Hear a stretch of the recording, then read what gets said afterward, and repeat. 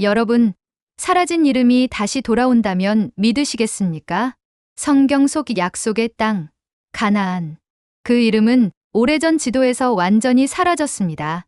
하지만 놀랍게도 수천 년이 지난 어느 날 그 이름이 다시 세상에 등장했습니다. 더 놀라운 건 그곳이 중동의 사막이 아니라는 겁니다. 바로 이 땅, 한반도의 작은 도시에서 그 이름이 되살아났습니다. 사람들은 처음엔 믿지 않았습니다. 누군가는 미쳤다고 했고 누군가는 신성모독이라 했죠. 하지만 그 이름을 외친 사람은 단 한 걸음도 물러서지 않았습니다.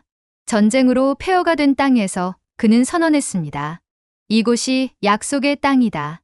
도대체 그가 왜 그런 말을 했을까요? 그리고 사라진 성경의 이름이 어떻게 한국에서 다시 태어나게 된 걸까요? 잠깐 1초만 투자해서 좋아요와 구독 눌러주시면 영상 제작에 많은 도움이 돼요. 안녕하세요. 저는 이도연이라고 합니다. 경기도 하남에서 태어나고 자란 30대 평범한 직장인입니다. 지금은 서울에서 회사를 다니고 있지만 주말이면 고향에 계신 부모님을 뵈러 자주 내려가는 편입니다.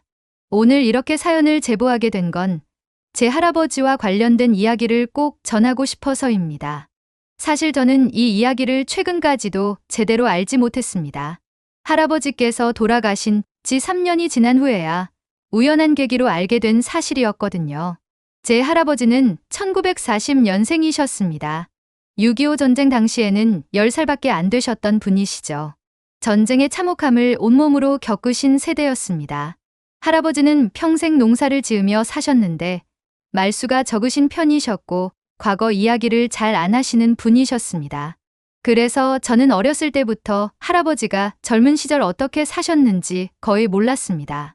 그냥 평범한 농부셨고 성실하게 땅을 일구며 저희 아버지를 키우셨다는 것 정도만 알고 있었죠. 그런데 할아버지께서 돌아가시고 나서 유품을 정리하던 중에 아버지께서 낡은 상자 하나를 발견하셨습니다. 그 안에는 오래된 흑백 사진들과 낡은 수첩, 그리고 한 장의 수료증이 들어 있었습니다. 수료증에는 가나안 농군학교 1기생이라는 글자가 선명하게 적혀 있었습니다. 저는 그 순간 깜짝 놀랐습니다. 가나안이라는 단어가 너무나 낯설면서도 동시에 어디선가 들어본 것 같았거든요. 아버지께서도 처음 보시는 자료였던 것 같습니다. 할아버지께서 평생 한 번도 그 이야기를 꺼내지 않으셨다고 하더라고요. 저희는 그날 밤 할머니를 모시고 앉아서 그 이야기를 여쭤봤습니다. 할머니께서는 한참을 망설이시다가 조용히 입을 여셨습니다. 그리고 들려주신 이야기는 제가 상상했던 것보다 훨씬 더 놀랍고 감동적인 내용이었습니다. 할머니 말씀으로는 할아버지께서 22살 되시던 1962년에 가나안 농군학교라는 곳에 입학하셨다고 합니다. 당시 할아버지는 정말 가난하셨고 앞으로 어떻게 살아가야 할지 막막하셨던 시기였다고 해요. 전쟁이 끝나고 9년이 지났지만 나라는 여전히 폐허였고 먹고 살기조차 힘든 시절이었습니다. 특히 농촌은 상황이 더 심각했습니다. 땅은 황폐해졌고 농기구도 제대로 없었으며 기술도 지식도 부족했던 때였죠. 저는 그날 밤 할머니의 이야기를 들으면서 처음으로 제대로 알게 되었습니다.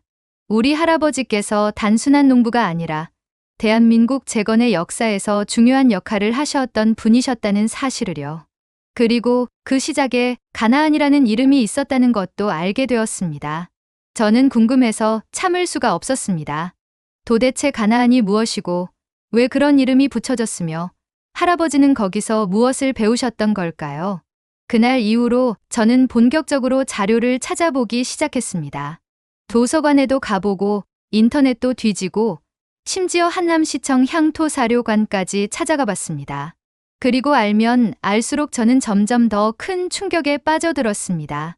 이건 단순히 저희 할아버지 개인의 이야기가 아니라 우리나라 전체의 역사와 깊이 연결된 엄청난 사건이었던 거예요. 먼저 제가 알게 된 첫 번째 사실은 가나안이라는 이름이 원래 성경에 나오는 땅의 이름이라는 것이었습니다. 저는 어렸을 때 교회를 잠깐 다녔던 적이 있어서 그 이름을 어렴풋이 기억하고 있었습니다.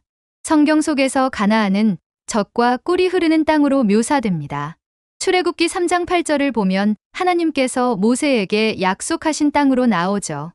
이스라엘 백성들이 400년 넘게 이집트에서 노예로 살다가 모세를 따라 탈출해서 마침내 도착하게 될 희망의 땅이 바로 가나안이었습니다.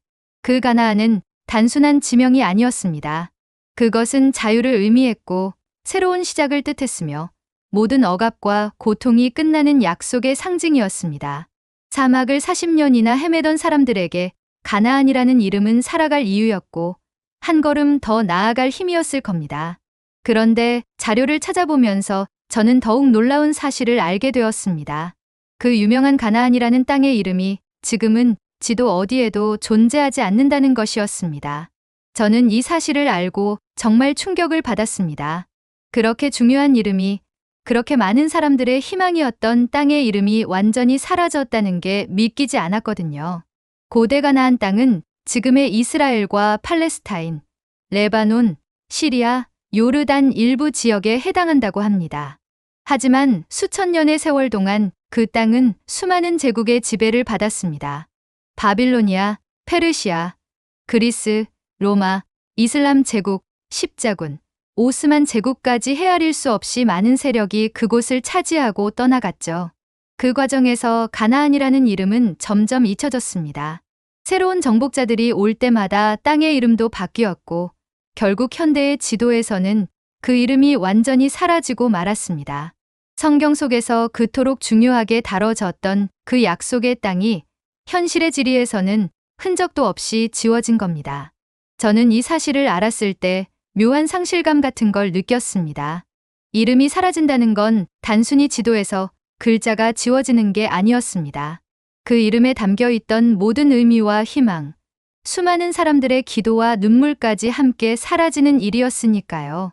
하지만 제가 정말로 소름이 돋았던 건 바로 다음 사실이었습니다. 그 사라진 이름이 전혀 예상하지 못한 곳에서 다시 불리게 되었다는 겁니다. 그것도 중동의 사막이 아니라 지구 반대편 아시아 끝자락의 작은 나라에서요. 바로 여기 대한민국 경기도 하남에서 말입니다.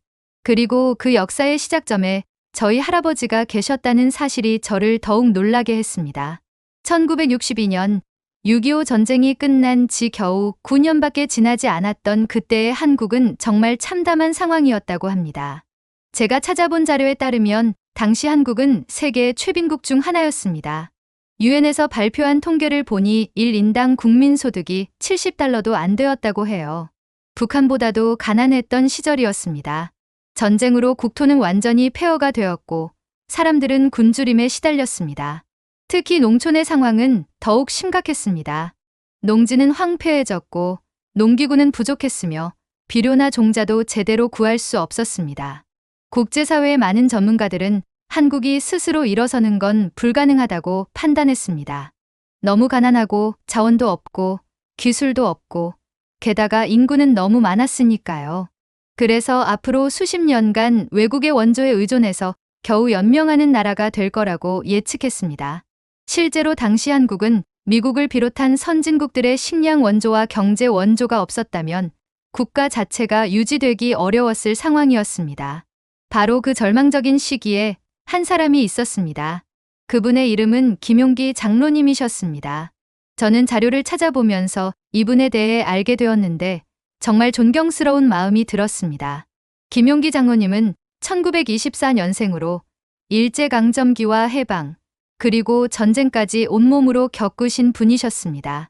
젊은 시절 기독교 신앙을 받아들이셨고 처음에는 목회자의 길을 걷다가 나중에는 농촌 계몽 운동에 평생을 바치기로 결심하셨다고 합니다.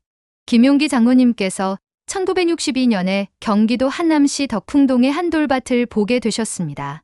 그곳은 정말 황량한 곳이었다고 해요. 농사를 지을 수도 없을 만큼 돌이 많았고 물도 제대로 나오지 않았으며 아무도 거들떠보지 않는 완전히 버려진 땅이었습니다. 하지만 김용기 장로님은 바로 그 황무지를 보시면서 결단을 내리셨습니다. 이곳에서 새로운 시작을 만들어내겠다고, 이 돌밭을 약속의 땅으로 만들어내겠다고 말씀하셨던 겁니다. 그리고 그분은 그 황무지에 하나의 이름을 붙이셨습니다. 바로 가나안이라는 이름이었습니다. 주변 사람들은 모두 이해하지 못했습니다. 어떤 사람들은 미쳤다고 했고 어떤 사람들은 현실 감각이 없다고 비웃었습니다. 전쟁으로 모든 걸 잃은 이 나라에서 돌밭에다 성경 속 약속의 땅 이름을 붙이다니 말도 안 된다는 반응이었죠. 하지만 김용기 장로님은 전혀 흔들리지 않으셨습니다. 할머니께서 들려주신 이야기에 따르면 그분에게 가나안은 단순한 지명이 아니었다고 합니다. 그것은 철학이었고 신념이었으며 무엇보다 살아있는 정신이었다고 하더라고요. 김용기 장로님은 성경 속 가나안의 의미를 완전히 새롭게 해석하셨습니다. 많은 사람들이 가나안을 하나님께서 그냥 주시는 땅, 아무런 노력 없이 얻게 되는 축복의 땅으로 이해했지만 그분은 달랐습니다. 그분에게 가나안은 스스로 일구어내야 하는 땅이었어요. 땀과 노동으로 황무지를 개척해서 만들어내는 곳, 그것이 진짜 가나안이라고 믿으셨던 것이죠. 김용기 장로님은 성경의 한 구절을 자신의 철학으로 삼으셨습니다. 데살로니가후서 3장 10절의 말씀이었죠. 일하기 싫어하는 자는 먹지도 말라는 그 구절이요. 많은 사람들이 이 구절을 단순한 근면, 성실의 교훈 정도로 받아들였지만 김용기 장로님은 그 안에서 더 깊은 의미를 발견하셨습니다. 그것은 인간의 존엄성에 관한 선언이었어요. 아무리 가난하고 절망적인 상황에 있어도 사람은 스스로 일하고 땀 흘려 자신의 삶을 만들어갈 때 비로소 진정한 인간으로 설 수 있다는 것. 그것이 그분이 깨달으신 가나안 정신의 핵심이었습니다. 1962년 그 돌밭에 가나안 농군학교라는 표지판이 세워졌습니다. 군인처럼 훈련받는 농부를 기르는 학교라는 뜻이었죠. 저희 할아버지는 그 첫 번째 기수로 입학하셨습니다. 할머니 말씀으로는 당시 할아버지와 함께 입학한 젊은이들이 약 30명 정도 되었다고 합니다. 모두 할아버지처럼 가난했고 앞날이 막막했던 청년들이었어요. 하지만 그들의 눈빛만큼은 살아있었다고 하더라고요. 이곳에서 뭔가 달라질 수 있다는, 새로운 시작을 만들 수 있다는 희망의 빛이 있었다고 합니다. 학교라고 해봐야 제대로 된 건물조차 없었습니다. 판잣집 몇 개가 전부였고 농기구도 변변치 않았으며 먹을 것도 충분하지 않았어요. 하지만 그곳에는 한 가지만큼은 충만했습니다. 바로 이 황무지를 반드시 약속의 땅으로 만들어내겠다는 불타는 의지였습니다. 김용기 장로님은 학생들에게 세 가지를 강조하셨다고 합니다. 근면, 자조, 협동이었습니다. 부지런히 일하고 스스로 돕고 서로 협력하라는 것이었죠. 할머니께서 들려주신 할아버지의 일과는 정말 놀라웠습니다. 새벽 4시 반에 기상 나팔이 울렸다고 해요. 그러면 학생들은 일제히 일어나 세수를 하고 운동장에 집합했습니다. 그리고 구령에 맞춰 체조를 한 다음 산으로 달리기를 나갔다고 합니다. 아침 식사 전에 이미 1시간 반 정도를 운동으로 보낸 거죠. 아침 식사는 보리밥에 된장국이 전부였지만 누구 하나 불평하는 사람이 없었다고 합니다. 오히려 그것만으로도 감사했다고 하더라고요. 식사 후에는 본격적인 노동이 시작되었습니다. 돌밭을 일구는 작업이었어요. 돌을 하나하나 주워 옮기고 땅을 파서 고르고 물기를 내고 씨를 뿌렸습니다. 농사에 필요한 모든 걸 맨손으로 해야 했습니다. 현대적인 농기계 같은 건 상상도 할 수 없었고 소나 말조차 제대로 없었던 시절이었으니까요. 손이 부르트고 피가 나도 멈추지 않았다고 합니다. 점심을 먹고 나면 다시 오후 작업이 이어졌고 해가 질 때까지 쉬지 않고 일했다고 해요. 하지만 노동만 한 건 아니었습니다. 저녁 식사 후에는 교육 시간이 있었습니다. 김용기 장로님께서 직접 강의를 하셨는데 단순히 농사 기술만 가르치신 게 아니었어요. 왜 우리가 이 일을 해야 하는지, 이 땅이 왜 중요한지, 우리의 노동이 어떤 의미를 갖는지에 대해 이야기하셨다고 합니다. 할아버지는 그 시간이 가장 좋았다고 하셨대요. 몸은 고됐지만 마음은 점점 더 단단해지고 명확해지는 느낌이었다고 말씀하셨답니다. 저는 할머니의 이야기를 들으면서 정말 놀라웠습니다. 그 힘든 시절에, 그 가난한 상황에서 어떻게 그런 열정과 헌신이 가능했을까요? 하지만 곧 이해할 수 있었습니다. 그들에게는 분명한 목표가 있었던 거죠. 그냥 먹고 살기 위해 일하는 게 아니라 이 땅을 바꾸기 위해, 이 나라를 다시 세우기 위해 일하고 있다는 확신이 있었던 겁니다. 그 확신이 그들을 지탱해 주었던 것이고요. 할머니께서 특히 강조하신 부분이 있었습니다. 가나안 농군학교에서 가장 중요하게 여긴 게 바로 정신교육이었다는 점이었어요. 김용기 장로님은 기술만 가르치면 그저 일 잘하는 농부가 될 뿐이지만 정신을 가르치면 이 나라를 바꿀 수 있는 개척자가 된다고 믿으셨답니다. 그래서 매일 아침 훈시 시간이 있었고 그때마다 근면과 자조와 협동의 정신을 반복해서 강조하셨다고 해요. 근면은 단순히 부지런한 게 아니라 주어진 일에 최선을 다하는 자세를 의미했습니다. 자조는 남에게 의존하지 않고 스스로 문제를 해결하는 태도를 뜻했고요. 협동은 혼자가 아니라 함께 힘을 모아야 큰 일을 이룰 수 있다는 믿음이었습니다. 이 세 가지가 바로 황무지를 개척하는데 필요한 핵심 정신이었던 겁니다. 할아버지께서는 그곳에서 6개월을 보내셨다고 합니다. 6개월이라는 시간 동안 할아버지와 동료들은 정말 많은 것을 배우고 경험하셨어요. 돌밭이었던 땅이 조금씩 변하기 시작했습니다. 돌을 치우고 땅을 고르자 비로소 흙이 보였고 거기에 씨를 뿌리자 싹이 돋아났습니다. 처음에는 믿기지 않았던 일들이 눈앞에서 현실이 되어가는 걸 목격하셨던 거죠. 할머니께서 특히 감동적으로 이야기하신 부분이 있었습니다. 할아버지께서 처음으로 그 돌밭에서 수확한 보리를 손에 들고 오셨다는 거예요. 양은 많지 않았지만 그 보리는 단순한 곡식이 아니었습니다. 그것은 희망의 증거였고 약속의 실현이었으며 불가능이 가능으로 바뀌는 순간의 상징이었던 겁니다. 모두가 불가능하다고 했던 그 돌밭에서 생명이 자라났던 거니까요. 1962년 말 할아버지께서는 가나안 농군학교를 수료하셨습니다. 그리고 고향으로 돌아오셨죠. 하지만 할아버지는 예전의 할아버지가 아니었다고 합니다. 완전히 다른 사람이 되어 돌아오셨대요. 눈빛이 달랐고 말씀이 달랐으며 행동이 달랐다고 해요. 할아버지는 고향에 돌아오자마자 마을 사람들을 모으셨습니다. 그리고 가나안에서 배운 것들을 나누기 시작하셨어요. 처음에는 사람들이 잘 믿지 않았답니다. 돌밭을 농토로 만들었다는 이야기, 새벽부터 밤까지 일하며 배웠다는 이야기가 과장처럼 들렸을 거예요. 하지만 할아버지는 포기하지 않으셨습니다. 직접 보여주기 시작하셨어요. 마을에 버려진 땅을 골라서 혼자서 개간을 시작하셨습니다. 돌을 치우고 땅을 갈고 씨를 뿌리고 정성껏 가꾸셨죠. 몇 달이 지나자 변화가 보이기 시작했습니다. 아무도 거들떠보지 않던 그 땅에서 농작물이 자라나기 시작한 겁니다. 그제야 마을 사람들이 하나둘씩 할아버지께 다가왔다고 합니다. 어떻게 한 거냐고, 자기들도 배울 수 있겠냐고 물어보기 시작했대요. 할아버지는 기꺼이 자신이 배운 것들을 나누셨습니다. 근면하게 일하는 법, 스스로 문제를 해결하는 법, 함께 협력하는 법을 가르쳐 주셨어요. 그렇게 몇 년이 흘렀습니다. 할아버지가 계신 마을은 조금씩 변하기 시작했어요. 황무지였던 땅들이 농토로 바뀌었고 수확량이 늘어났으며 사람들의 생활이 조금씩 나아지기 시작했습니다. 그리고 놀라운 일이 일어났습니다. 가나안 농군학교에서 배운 그 정신이 마을을 넘어 전국으로 퍼져나가기 시작한 겁니다. 1970년대 초반 정부에서 새마을운동이라는 것을 시작했습니다. 저는 역사 시간에 새마을운동에 대해 배웠지만 그게 어디서 시작되었는지는 잘 몰랐었어요. 하지만 자료를 찾아보니 새마을운동의 정신적 뿌리가 바로 가나안 농군학교에 있었다는 사실을 알게 되었습니다. 근면, 자조, 협동이라는 새마을운동의 핵심 정신이 바로 김용기 장로님께서 가나안에서 가르치셨던 그 정신과 똑같았던 거예요.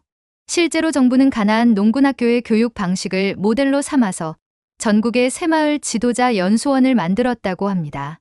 그리고 수많은 농촌 지도자들이 가나안 농군학교를 방문해서 그 정신을 배워갔어요. 할아버지께서도 마을의 새마을 지도자로 활동하셨다고 합니다. 그리고 자신이 배운 가나안 정신을 더 많은 사람들에게 전파하는 일을 하셨다고 해요. 저는 자료를 찾아보면서 정말 놀라운 사실들을 계속해서 발견했습니다. 가나안 농군학교가 단순히 우리나라 안에서만 영향을 미친 게 아니었다는 점이었어요. 1970년대 중반부터 세계 각국에서 사람들이 이곳을 찾아오기 시작했다고 합니다. 특히 아프리카와 아시아, 중남미의 개발도상국, 지도자들이 많이 방문했다고 해요. 그들은 한국이 어떻게 전쟁의 폐허에서 이렇게 빠르게 재건될 수 있었는지 궁금해했던 겁니다. 할머니께서 들려주신 이야기 중에 특히 기억에 남는 부분이 있었습니다. 1975년쯤이었다고 하는데 아프리카에서 온 연수단이 저희 할아버지가 계신 마을을 방문했다는 거예요. 그들은 통역을 통해 할아버지께 질문을 했답니다. 어떻게 이렇게 짧은 시간에 마을을 변화시킬 수 있었느냐고요. 할아버지께서는 단순하게 대답하셨다고 합니다. 가나안 정신 때문이라고, 우리는 이 땅을 약속의 땅으로 만들겠다는 믿음으로 일했다고 말씀하셨대요. 그 아프리카 연수단은 가나안이라는 단어를 듣고 깜짝 놀랐다고 합니다. 그들도 기독교 국가에서 왔기 때문에 가나안이 무엇을 의미하는지 잘 알고 있었거든요. 그런데 그 성경 속 약속의 땅 이름이 아시아 끝자락 한국의 작은 마을에서 실제로 살아 움직이고 있다는 사실에 큰 감동을 받았다고 해요. 그들은 돌아가서 자기 나라에도 가나안 정신을 전파하겠다고 다짐했답니다. 실제로 통계를 찾아보니 1970년대부터 1980년대까지 약 100여 개국에서 3만 명이 넘는 사람들이 가나안 농군학교를 방문했다고 합니다. 이 숫자를 보고 저는 정말 소름이 돋았습니다. 전쟁 직후 세계 최빈국이었던 한국이 불과 20년도 안 되어서 오히려 다른 나라 사람들을 가르치는 위치에 서게 된 거잖아요. 이건 단순한 경제 발전이 아니었습니다. 정신의 부활이었고 희망의 전파였던 겁니다. 할머니께서는 또 다른 이야기를 들려주셨습니다. 1978년에 할아버지께서 가나안 농군학교 동문회에 참석하셨을 때의 일이었다고 해요. 그날 김용기 장로님께서 연설을 하셨는데 그 말씀이 할아버지의 인생을 다시 한번 변화시켰다고 합니다. 김용기 장로님은 이렇게 말씀하셨답니다. 우리가 성경 속 가나안 땅을 찾아 나선 게 아니라 우리의 땅을 가나안으로 만들어냈다고요. 지도에서는 사라진 그 이름을 우리가 이 땅에서 되살려냈다고 말씀하신 거죠. 저는 그 말씀의 의미를 이해하는데 시간이 좀 걸렸습니다. 하지만 자료를 더 찾아보면서 점점 깨닫게 되었어요. 중동의 원래 가나안 땅은 수천 년 동안 전쟁과 분쟁으로 황폐해졌습니다. 그곳은 여전히 평화를 찾지 못하고 있었어요. 하지만 한국에서는 정반대의 일이 일어나고 있었습니다. 전쟁으로 폐허가 되었던 이 땅이 가나안이라는 이름과 함께 다시 살아나고 있었던 거예요. 젖과 꿀이 흐르는 땅이라는 성경의 표현이 비유가 아니라 현실이 되어가고 있었던 겁니다. 통계 자료를 보니 더욱 놀라웠습니다. 1953년 휴전 직후 한국의 1인당 국민소득은 약 70달러였습니다. 하지만 1970년에는 250달러를 넘어섰고 1980년에는 1600달러를 돌파했습니다. 불과 30년도 안 되는 시간 동안 20배 이상 성장한 거죠. 경제학자들은 이것을 한강의 기적이라고 불렀습니다. 하지만 저는 이제 압니다. 그건 단순한 기적이 아니라 수많은 사람들의 땀과 헌신으로 일구어낸 결과였다는 것을요. 그리고 그 중심에 가나안 정신이 있었습니다. 근면하게 일하고 스스로 문제를 해결하고 함께 협력하는 그 정신 말입니다.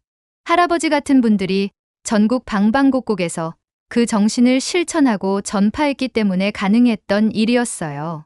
저는 자료를 찾아보면서 눈물이 났습니다. 우리가 당연하게 누리고 있는 이 풍요로움이 얼마나 많은 분들의 희생과 헌신 위에 세워진 것인지 깨닫게 되었거든요. 할머니께서 들려주신 또 다른 이야기가 있습니다.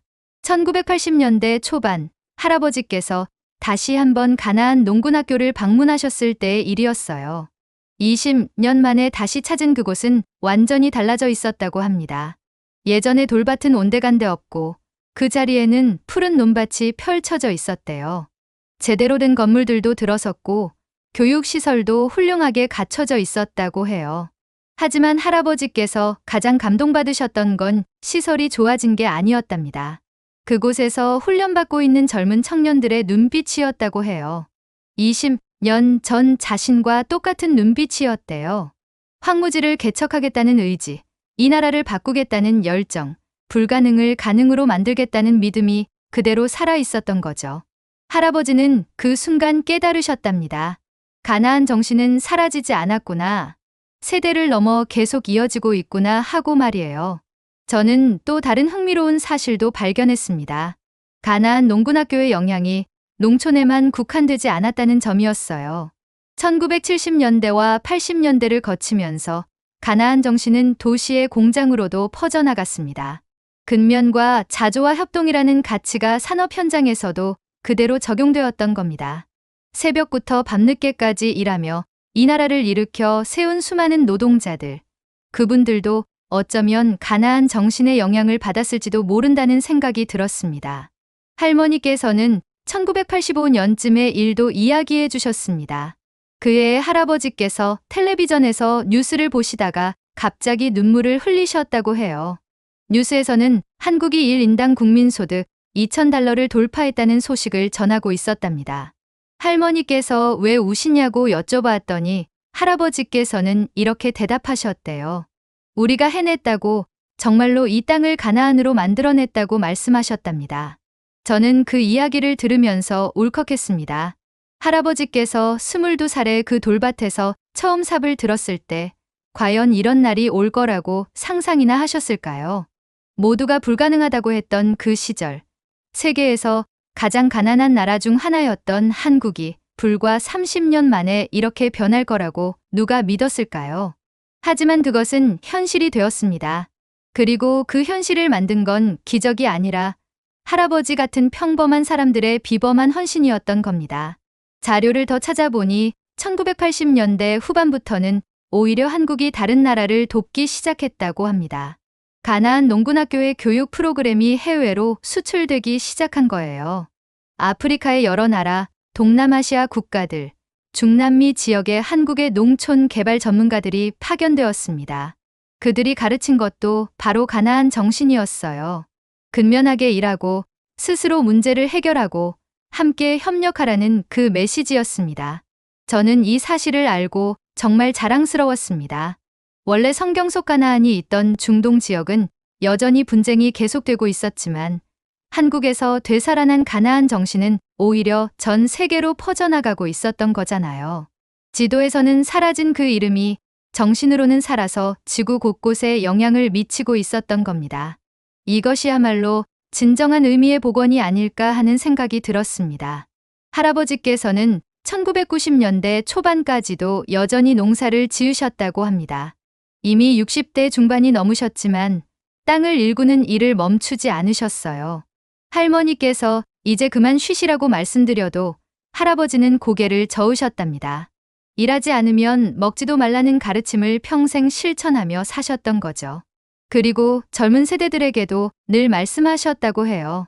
너희는 풍요로운 시대에 태어났지만 가나안 정신만큼은 잊지 말라고 당부하셨답니다. 할아버지께서 돌아가신 건 2022년이었습니다. 저는 장례식장에서 조문객들을 맞으며 많은 이야기를 들었습니다. 할아버지를 아셔던 어르신들께서 하나같이 말씀하시더라고요. 할아버지는 평생 가나안 정신으로 사신 분이라고, 그분 덕분에 마을이 변했다고 말씀해 주셨습니다. 그때까지만 해도 저는 그 말씀의 깊은 의미를 완전히 이해하지 못했습니다.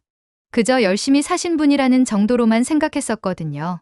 하지만 할아버지의 유품을 정리하면서 그리고 할머니의 이야기를 들으면서 저는 비로소 깨달았습니다.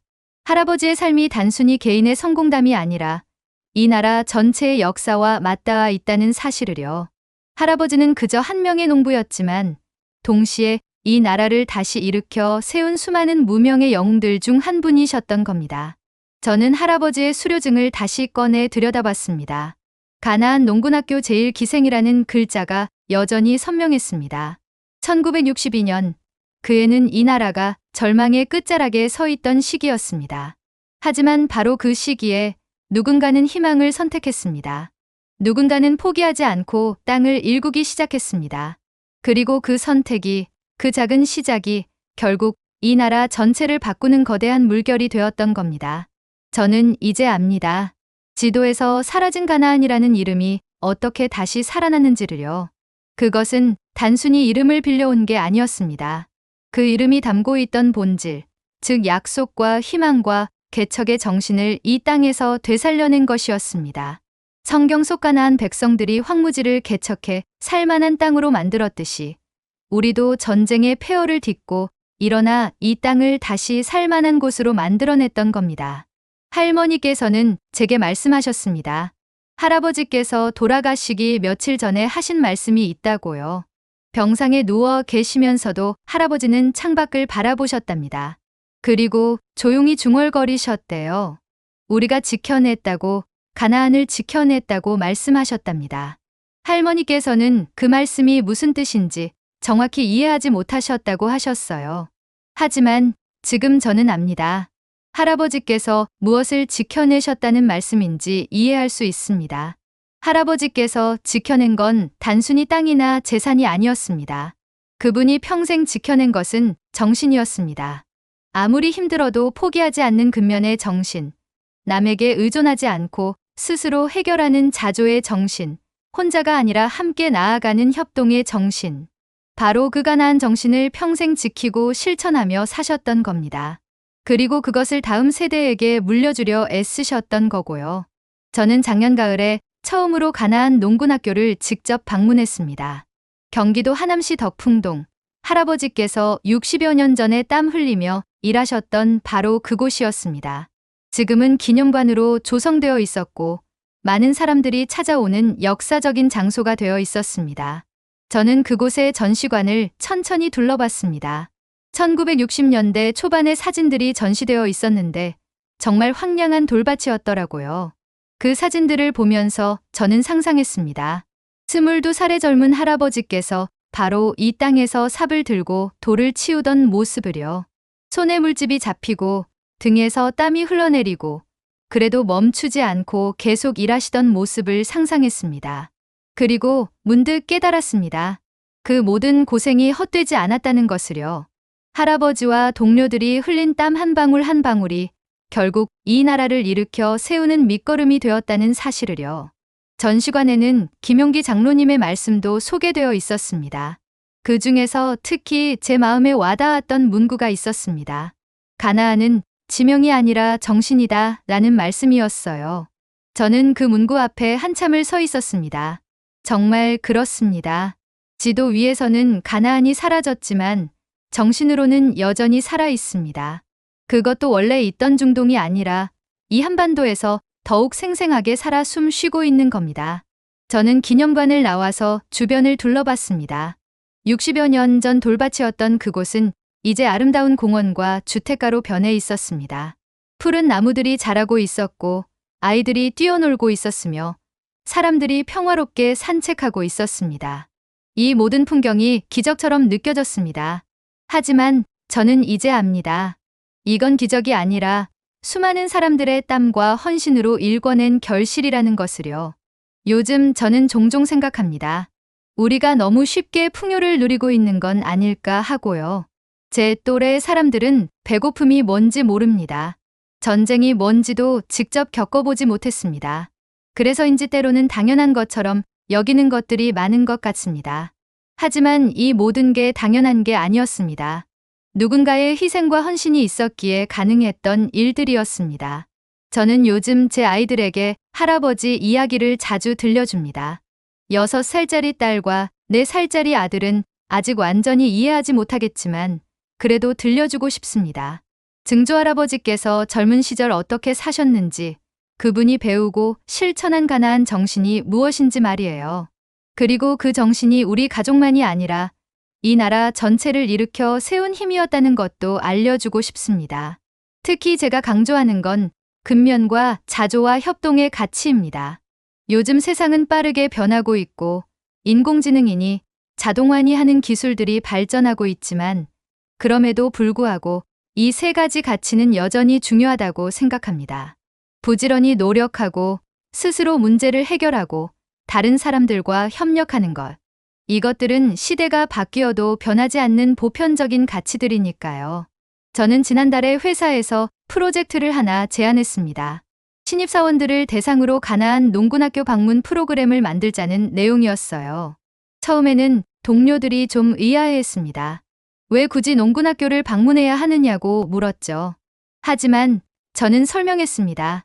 우리가 지금 이렇게 일할 수 있는 것도, 이런 회사가 존재할 수 있는 것도 모두 선배 세대들이 황무지를 개척해 주셨기 때문이라고요. 그 역사를 알고 일하는 것과 모르고 일하는 것은 완전히 다르다고 말했습니다. 다행히 제 제안은 받아들여졌습니다. 다음 달부터 신입사원 연수 프로그램에 가나안 농군학교 방문이 포함될 예정입니다. 저는 그때 직접 안내자로 나서서 후배들에게 할아버지의 이야기를 들려줄 생각입니다. 그리고 가나안 정신이 무엇인지, 그것이 왜 지금도 중요한지 전하고 싶습니다. 오늘 아침에도 저는 출근길에 창밖을 바라봤습니다. 고층 빌딩들이 즐비한 서울의 풍경, 수많은 자동차들이 오가는 도로, 그리고 바쁘게 걸어가는 사람들의 모습이 보였습니다. 이 모든 것이 불과 70여 년 전만 해도 상상할 수 없던 풍경이었습니다. 전쟁의 폐허 위에서 누군가는 이 광경을 꿈꿨을 겁니다. 그리고 그 꿈을 현실로 만들기 위해 온 힘을 다했을 겁니다. 저는 이제 확신합니다. 지도에서 사라진 가나안이라는 이름은 사실 사라진 게 아니었습니다. 그것은 형태를 바꿔서 이 땅에 다시 태어났습니다. 중동의 사막이 아니라 한반도의 이 땅에서 더욱 생생하게 살아 숨 쉬고 있습니다. 그것은 건물이나 도로가 아니라 사람들의 마음과 정신 속에 새겨져 있습니다. 할아버지께서 마지막으로 하신 말씀이 계속 제 귀에 맴돕니다. 우리가 지켜냈다는 그 말씀이요. 네, 맞습니다. 할아버지 세대는 정말로 지켜내셨습니다. 전쟁의 폐허 속에서도 희망을 지켜내셨고, 가난 속에서도 존엄을 지켜내셨으며, 절망 속에서도 가나안 정신을 지켜내셨습니다. 그리고 그것을 저희에게 물려주셨습니다. 이제는 저희 세대가 그 정신을 이어받아 다음 세대에게 전할 차례입니다. 시대는 변했고 환경도 달라졌지만 가나안 정신의 본질은 변하지 않습니다.